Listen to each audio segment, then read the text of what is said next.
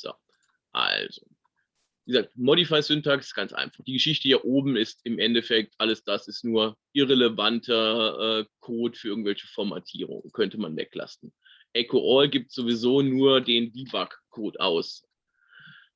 Hier drüber deklariere ich halt die Werte. Das heißt, mit dieser Syntax hier, mit diesem Find-Feld in dem Master-File, kann ich mit Fokus sagen, hey, ich möchte halt eine Dropdown-Box kriegen, aus der der Nutzer halt eben seinen Wert auswählen kann. Baue mir also Formularfelder, wo der Nutzer eben nicht frei eingeben kann, sondern wo die möglichen Werte aus einer Werteliste einfach herauskommen.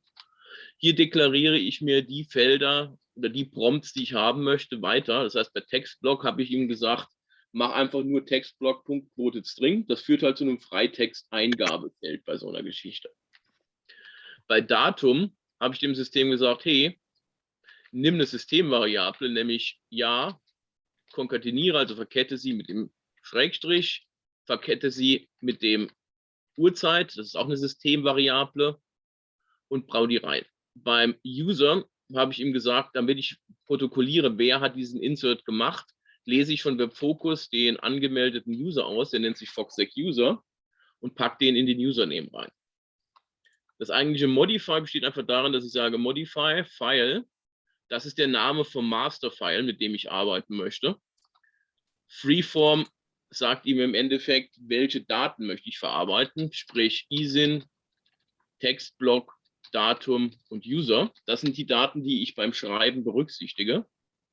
Match sagt ihm, was ist der Key, auf der eine Key-Prüfung halt passieren soll in der Tabelle. Kann natürlich auch immer ein Surrogate-Key sein.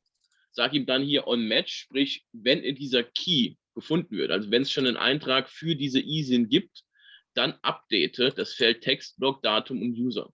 Natürlich kein Update vom Key selber bei der Geschichte. Den Key kann ich ja nicht updaten.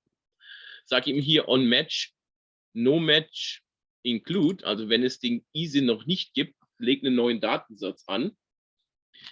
Die Option hier wäre statt include wäre halt reject. Reject sagt halt, wenn diese Bedingung erfüllt ist, dann weise den Datensatz zurück. Kann also sagen, wenn er existiert, schreibst du ich nicht neu oder wenn er existiert, schreibst du nicht neu, das wäre on-match reject. Und no-match reject würde bedeuten, das heißt, ich kann keine neuen Datensätze generieren, sondern könnte nur bestehende halt bei der Geschichte updaten.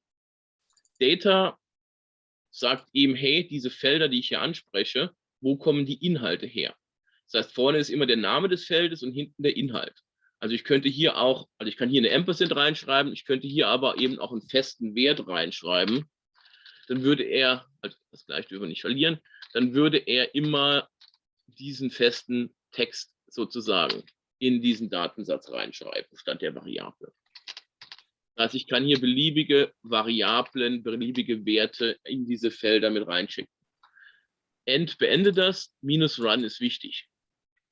Das Einzige, was hier bei mir noch da hinten dran kommt, ist, ich mache einfach nochmal, das hier wieder irrelevant, mache ihm einfach hier nur nochmal ein Table-File, wo ich ihm sage, okay, gib das wieder ein. Ich übergebe ihm hier bei der Variante auch gleich nochmal die ISIN, die hier oben selektiert wurde.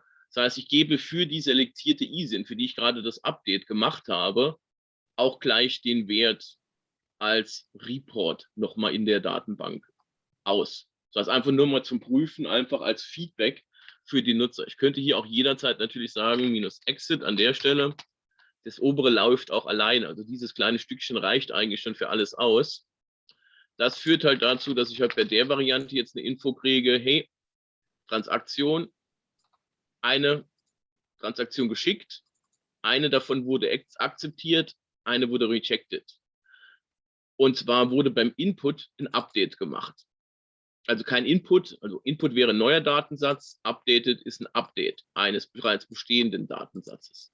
Modify kann auch jetzt irgendwie 100 Datensätze zurückschreiben, wenn ich ihm halt eine ganze Liste von Werten gebe. Also das ist nicht auf einen einzelnen Wert beschränkt. Deshalb hier unten diese Durchzähloption. Das ist die ganze Logik. Also dieses kleine Blöckchen, also das, was wir hier sehen, reicht schon komplett für diese Rückschreiblogik im Endeffekt aus. Das heißt, dieser untere Teil hier ist einfach nur die Ausgabe zum Debuggen. Dieser Block hier ist das eigentliche Schreiben. Da oben den Kram können wir komplett rausschmeißen auch. Echo All hier oben ist sowieso nur zum Debuggen, damit ich halt eine Ausgabe kriege. Und das hier ist Definieren der Variablen.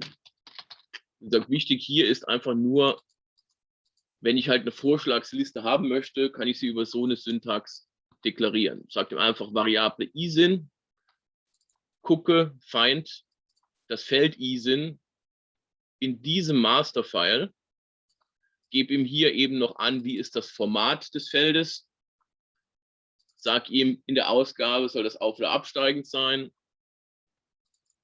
Das ist der Anzeigename, der da angegeben wird. Das heißt, ich kann hier auch schreiben, bitte ISIN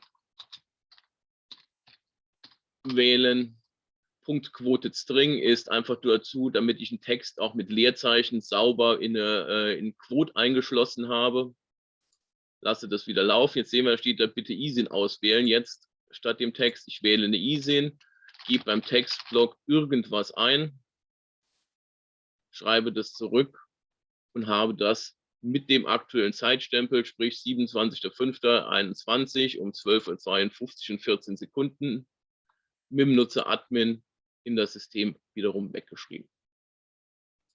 Das ist die ganze Logik. Und wie gesagt, wenn ich das hier habe, wenn mir das gefällt, mein Update-Text, nein, ich möchte jetzt keine Windows-Updates fahren, gehe ich einfach hin, schmeiße das mal wieder weg hier gerade, kann im Designer meinen Update-Text nehmen, ich werfe es mal hier gerade wieder raus, dass wir eine leere Seite haben, werfe Update-Text hier rein. Er erfindet meine Variablen. Bei zweien weiß er, die werden befüllt mit Systemvariablen. Bei den zwei weiß er, hey, die müssen ausgewählt werden. Wir sehen hier, der Anzeigetext erscheint.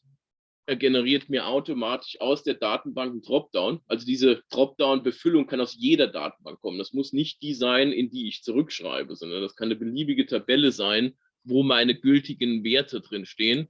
Und habe hier die Möglichkeit, meine Werte auszuwählen, zurückzuschreiben. Hier, wenn ich es so mache, wie es hier ist, schreibt er automatisch, sobald ich alle Pflichtfelder befüllt habe. Kann natürlich hier auch immer dann wiederum sagen, okay, ich möchte eben bei der Logik jetzt hier eine Control reinmachen mit dem Submit. Führt nämlich dann dazu, dass ich jetzt halt hier, wenn ich eine ISIN auswähle, eine andere und irgendwas hier reintippe, erst das Submit im Endeffekt zum Schreiben des Wertes führt. Würde ich halt beim Update auf jeden Fall machen, weil sonst wird beim Befüllen und Ändern jeden Feldes halt quasi in Rückschreiben ausgelöst. Das ist die Logik im Endeffekt, um ein sehr einfaches Write-Back hier bei der Geschichte zu machen.